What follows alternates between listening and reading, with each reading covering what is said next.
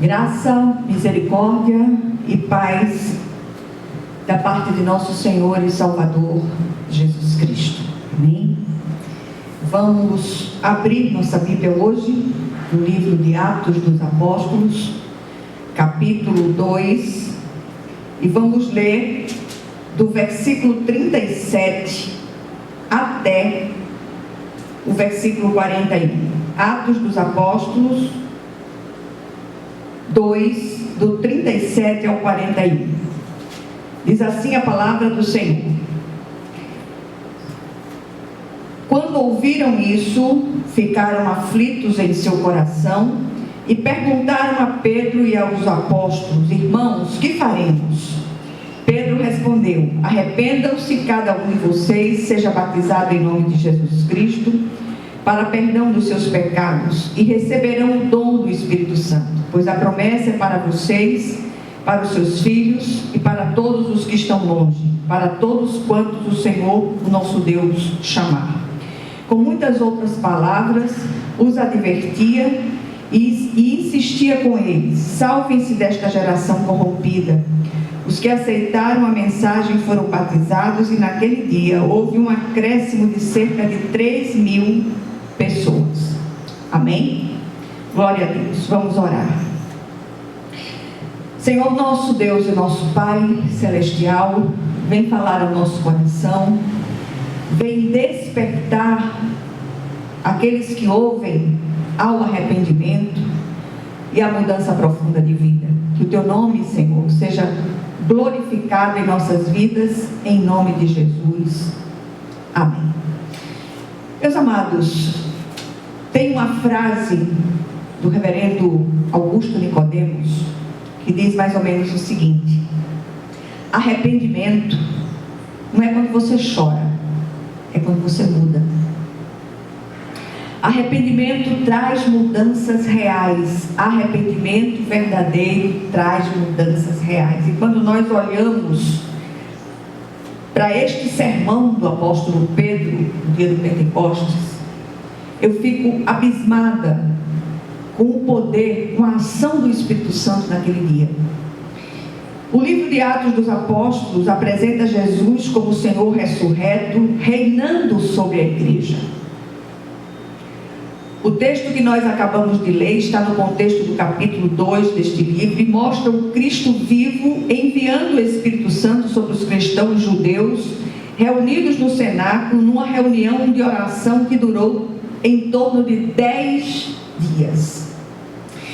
Ali o Senhor cumpriu uma promessa feita por intermédio do profeta Joel, muitos anos atrás, que derramaria do seu Espírito sobre toda a carne. Esse derramar não cessou, continua fluindo do trono de Deus sobre quantos forem verdadeiramente alcançados por Deus. E quando eu falo do derramamento do Espírito, eu não estou falando de histeria, não estou falando de gritos, não estou falando de pulos, de quedas, disso não. Estou falando de uma mudança profunda nos corações, na essência do homem.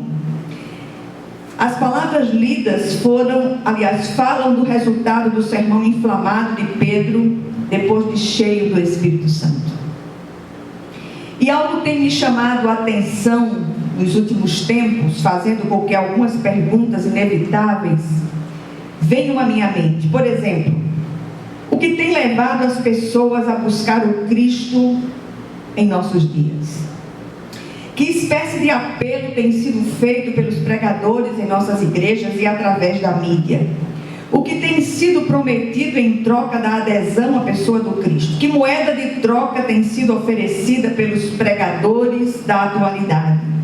Os fins justificam os meios? Isso é algo preocupante.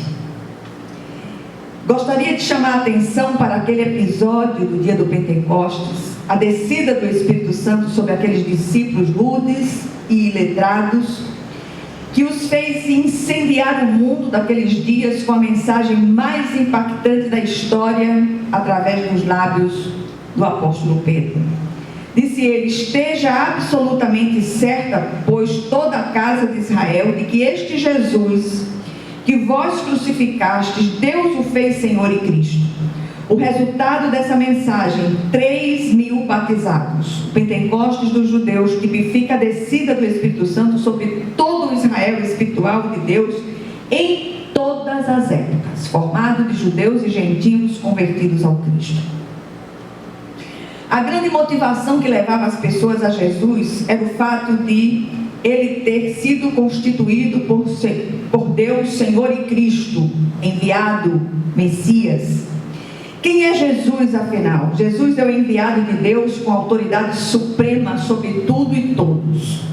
Jesus é o Rei dos Reis, o Senhor dos Senhores, o Messias prometido a Israel, o Salvador.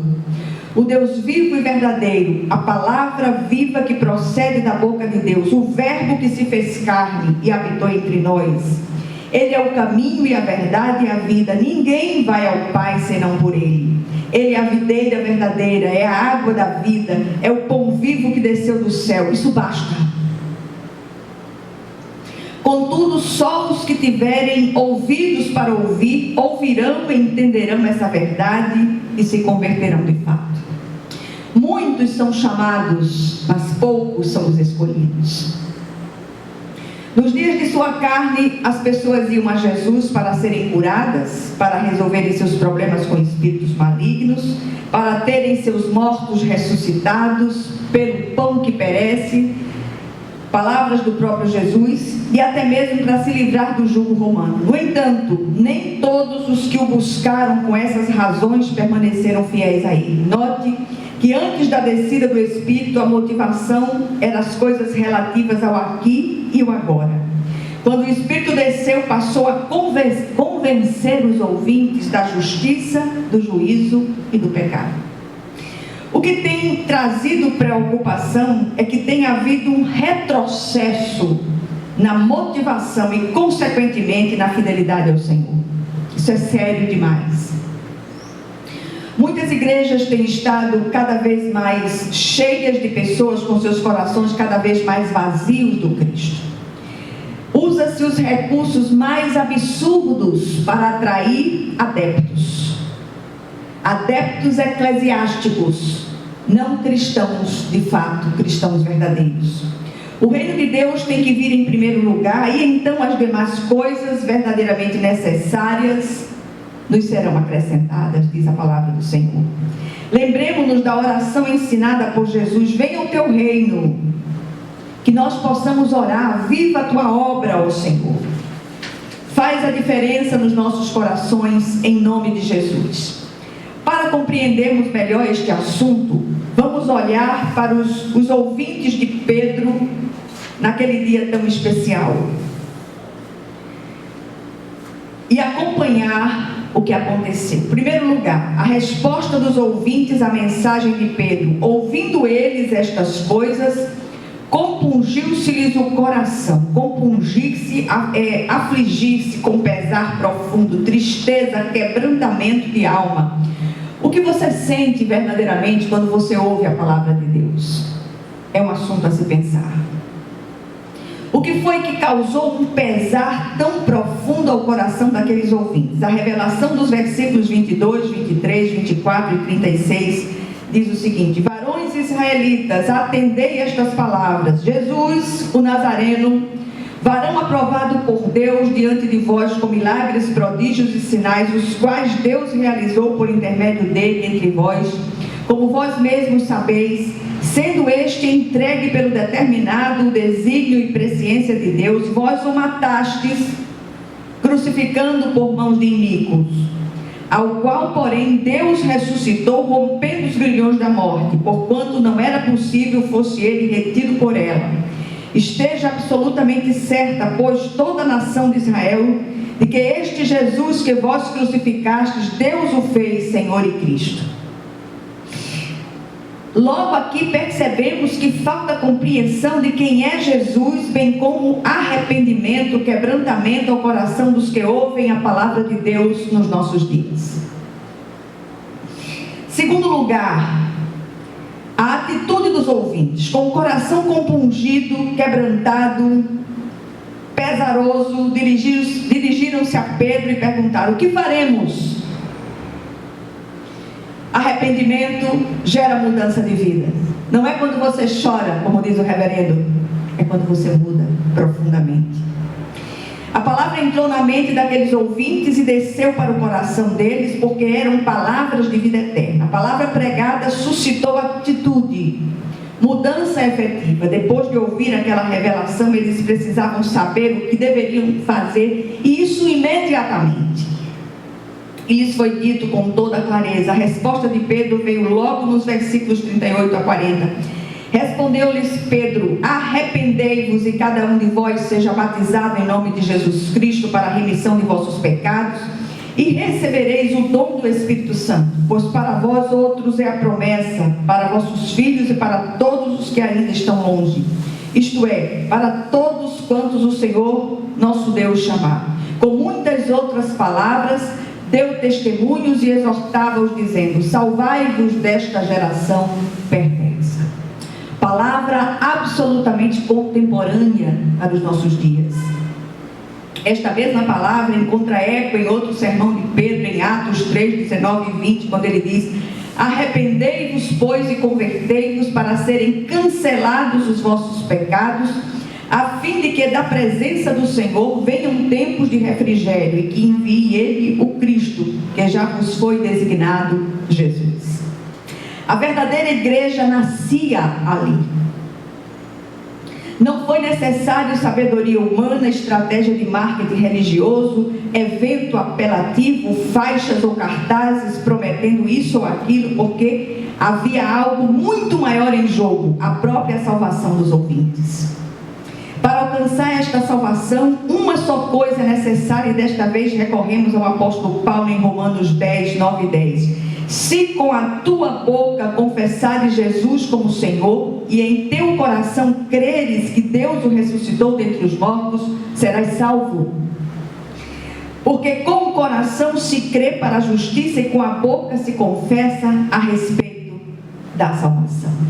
O apóstolo Paulo aqui está dizendo que tudo o que precisamos fazer para alcançar a salvação é crer com o coração que Jesus ressuscitou dentre os mortos e confessar com a boca que Jesus Cristo é o Senhor. Ele é quem tem o comando e o controle de todas as coisas. Não basta confessar de boca para fora que Jesus é o Senhor. É o próprio Jesus que diz em Mateus 7, 21, nem todo aquele que me diz Senhor, Senhor, entrará no reino dos céus, mas aquele que faz a vontade de meu Pai que está nos céus. Aqui está a grande revelação do Senhor. Chamá-lo de Senhor implica em obedecer, em fazer a sua vontade, sempre. Em andar do jeito que Ele ordena em sua santa palavra. Vejamos o que diz o apóstolo Paulo mais uma vez em Colossenses 2, 6 e 7. Ora, como recebestes Cristo Jesus o Senhor, assim andai nele radicados e edificados, confirmados na fé, tal como fostes instruídos, crescendo em ações de graça. Meus amados, você que ouve essa palavra, você que está ouvindo essa palavra, na sala da sua casa, quando tem pessoas que não enxergaram ainda, não ouviram ainda a mensagem do reino, ore aí onde você está, para que os olhos espirituais sejam abertos, que o Senhor desvende os olhos do entendimento, para que essas pessoas que estão à sua volta ouçam a palavra de Deus e reconheçam o senhorio do Cristo sobre suas vidas e confesse Jesus como Senhor e Salvador. Que você hoje possa dizer: Senhor, eu quero te receber como meu Senhor e Salvador. O que fazer para ser salvo? Crer e confessar que Jesus é o Senhor. Qual o resultado do sermão inflamado de Pedro? 3.000 pessoas compungidas receberam a palavra de salvação e foram batizadas para a glória de Deus. Que o Senhor, Ele leve essa palavra ao seu coração, que o Senhor faça com que o seu entendimento perceba, compreenda aquilo que Deus deseja ministrar aos corações no dia de hoje, em nome de Jesus. Vamos orar. Senhor nosso Deus e nosso Pai Celestial, leve essa palavra aos ouvidos daqueles que ouvem essa palavra. e que haja mudanças, que haja transformações, que haja mudança de rota, de rumo, em nome de Jesus. Visita os enfermos do nosso meio, visita o nosso pastor, que o Senhor aquiete o coração angustiado do teu servo, trazendo paz àquele coração, quietude de espírito, Senhor. Nós repreendemos toda enfermidade de ansiedade, toda patologia, em nome de Jesus. Que haja paz no coração do teu servo, em nome de Jesus Cristo. E que a graça de nosso Senhor e Salvador Jesus Cristo, o amor infinito de Deus, o nosso Pai Celestial, que as consolações e a comunhão do Santo Espírito estejam com todos vocês e com todo o povo de Deus, espalhado por toda a face da terra, desde agora, para todo o sempre. Amém, amém e amém. Que Deus nos abençoe ricamente.